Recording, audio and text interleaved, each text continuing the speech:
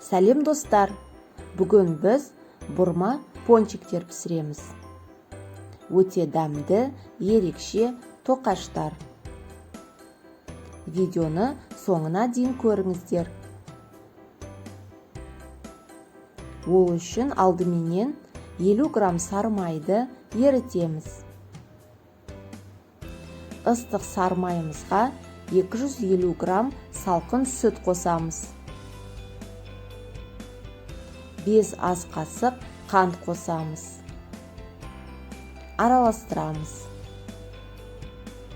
Жарты шай қасық тұз қосамыз. Енді сүт қоспасына суыған соң бір жұмыртқа қосамыз. Қоспамыз жылы болу керек. Енді ванилин қосамыз. Бір шай қасық жылы сүт қоспасына дрожжи қосамыз. Араластырамыз. Енді 600 грамм ұнға сүт қоспамызды қосып, орташа жұмсақтықта қамыр елейміз. 1-1,5 сағатқа жылы жерге қоямыз. Уақыт өткен соң тағы бір рет қайтарып илейміз қамырымызды. Көтерілуін күтеміз. Енді көтерілген қамырды бөлшектерге бөліп аламыз. Менде шамаменен 32 штук шықты. Енді кішкене бөлшектерді жұқартамыз. Видеода көрсетілгендей. Жгут тәрізді етіп, жіп тәрізді. Екі жаққа ораймыз. Видеода көрсетілгендей форма береміз. Осылай барлық тоқаштарымызды жасап аламыз. Жасап қойған тоқаштарымыздың бетін пищевой пленкамен жауып, тынықтырып қоямыз. 30 минутқа көтерілуі керек. Енді майымызды қыздырамыз.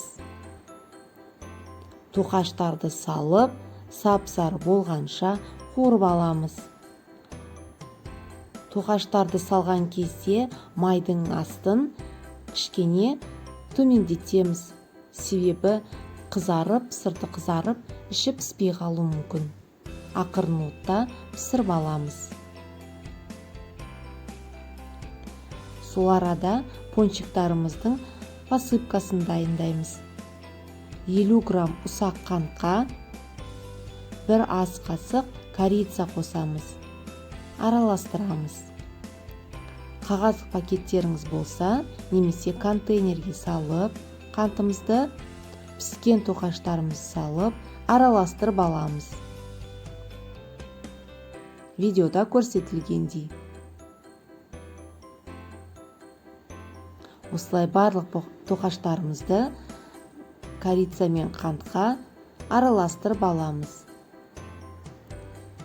Біздің пончиктарымыз, бұрма тоқаштарымыз дайын. Өте дәмді,